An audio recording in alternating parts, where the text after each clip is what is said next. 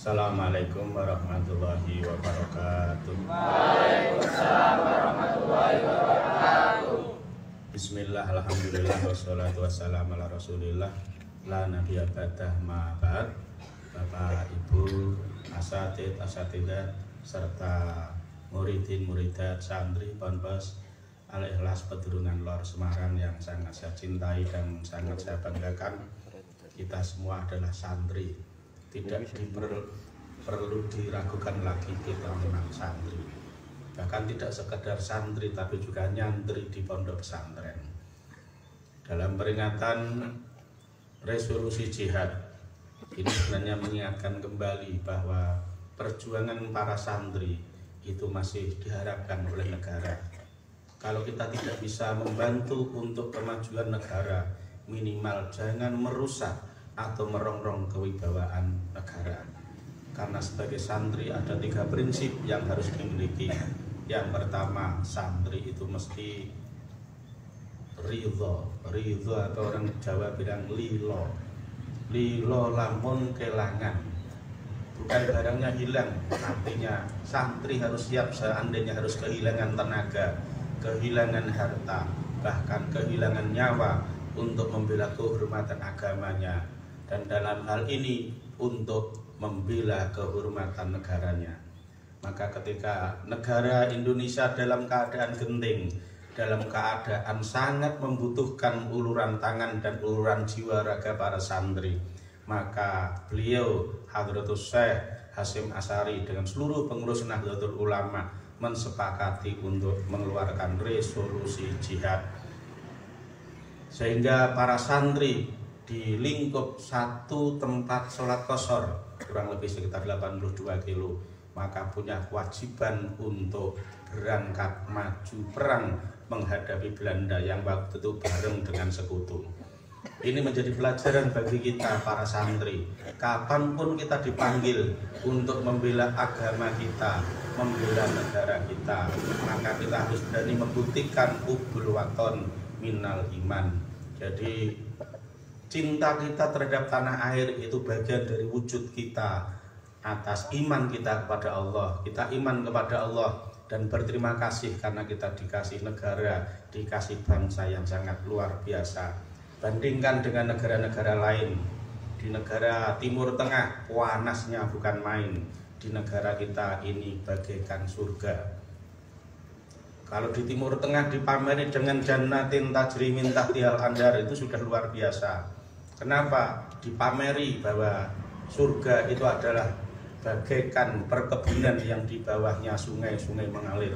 Kalau di Indonesia nggak usah nunggu besok di akhirat, sekarang negara kita sudah jannah. Jannah karena perkebunan pepohonan banyak sekali, banyak buahnya, rimbun sekali, bahkan di bawahnya pun air cukup berlimpah. Bersyukur kita tidak berada di lingkup Eropa yang musimnya ada musim salju, ada musim gugur, ada musim panas. Di Indonesia ini paling enak, hampir separuh hari itu siang, separuh hari itu malam. Musim pun demikian, musim penghujan dan musim kemarau. Bayangkan kalau kamu harus di Eropa pada bulan-bulan seperti ini, bulan November, Desember, Januari, itu bisa dinginnya bukan main, melebihi dinginnya freezer. Makanya mereka sangat membutuhkan energi yang besar.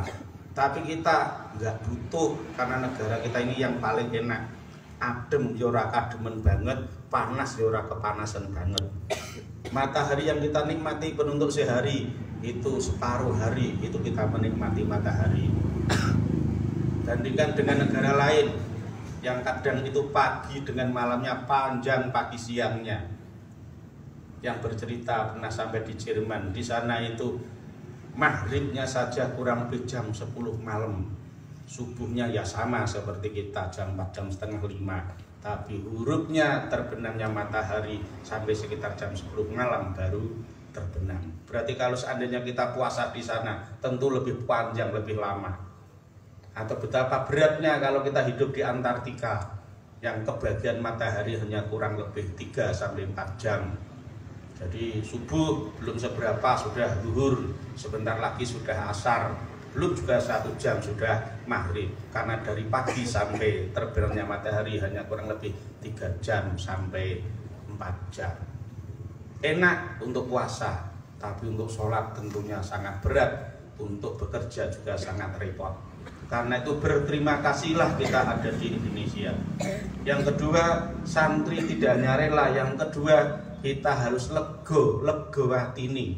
Kalau harus menerima hal-hal yang kurang enak, maka ketika para santri sudah diajak berjuang untuk melawan sekutu, mereka tidak menuntut untuk diangkat jadi pegawai, tidak menuntut untuk diangkat jadi pejabat. Mereka kembali lagi ke pesantren. Memang mereka biasa lego, atine lego. Nompo sing ora enak ya tetap lego. Makanya tercatat dalam sejarah Nahdlatul Ulama dan semua banom maupun organisasi yang ada di bawahnya tidak pernah melakukan pemberontakan terhadap negara. Maka kalau pengen menghancurkan Indonesia, paling mudah hancurkan dulu Nahdlatul Ulama. Kalau Nahdlatul Ulama masih tegak berdiri, insya Allah negara kesatuan masih utuh. Karena terbukti selama ini Nahdlatul Ulama lah yang paling setia terhadap negara. Dengan pemerintahan siapapun, selama negara itu masih mengizinkan umat Islam untuk sholat, selama negara itu masih mengizinkan umat Islam untuk puasa, untuk zakat, untuk haji masih diselenggarakan, meskipun negaranya tidak negara yang berdasarkan syariat tapi tidak menentang syariat, maka Nahdlatul Ulama khususnya juga para santri pada umumnya akan tetap setia kepada negara.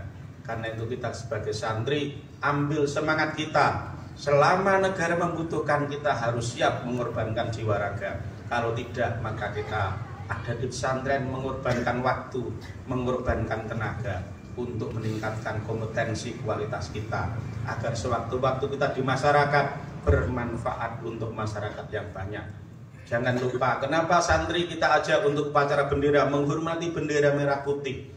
Ini juga dalam rangka kita mempraktekkan di mana kita masih harus menghormati negara kita, meskipun itu hanya simbolnya saja. Sama seperti ketika para malaikat diperintahkan oleh Allah untuk sujud kepada Adam, bukan menyembah Adam, tapi hanya menghormati Adam, takzim kepada Adam. Yang ngeyel berengkelan ya cuma iblis satu-satunya. Kenapa? Menganggap dia lebih bertauhid. Dia hanya mau sujud kepada Allah, kepada selain Allah tidak mau. Dia lupa bahwa perintahnya Allah sujud kepada Adam bukan untuk menyembah, tapi hanya menghormati eksistensinya Adam sebagai ciptaan Allah yang terbaik. Itu hanya ikonisasi atau simbolisasi saja. Sama seperti ketika kita diperintahkan untuk sholat dengan menghadap ke kiblat, itu adalah Ka'bah.